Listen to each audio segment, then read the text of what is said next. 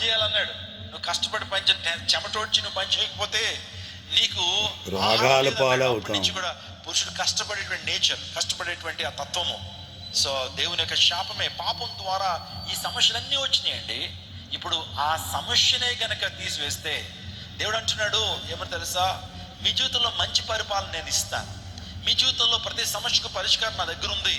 ఎప్పుడంటే మీలో నా పాపం ఎప్పుడైతే అది కూకట్టు వేళతో పెకిలించబడుతుందో.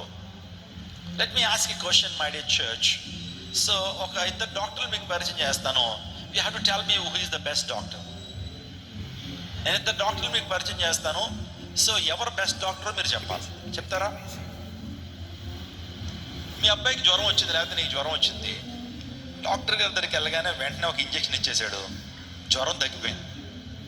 మళ్ళా రెండో రోజు మరలా జ్వరం వచ్చింది, మరలా వెళ్ళో మరలా ఇంజెక్షన్ ఇచ్చాడు, మళ్ళీ తగ్గిపోయింది.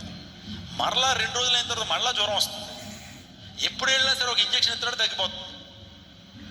నువ్వు ఇలా లాభం లేదని చెప్పి మరొక డాక్టర్ దగ్గరికి వెళ్ళారు.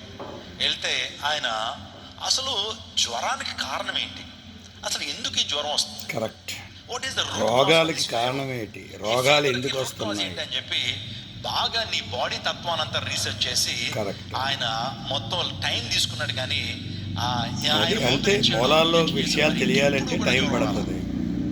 ఎవరు చెప్పండి, ఎవరు best doctor? Number 1 number 2? Number 2 అంటే ఎటువంటి డాక్టర్ దగ్గరికి వెళ్ళాలంటే ఆ రూట్ కాజ్ ఏంటో కరెక్ట్, అది ఐడెంటిఫై చేయాలి ఫస్ట్. కరెక్ట్. అసలు ఆ రోగాలకు మందులు ఇచ్చే డాక్టర్ల ఇంట్లోనే వాళ్ళకే రోగాలు ఇంకెప్పుడు సమస్య ఉండదు. ఆ తెలివి ఎందుకు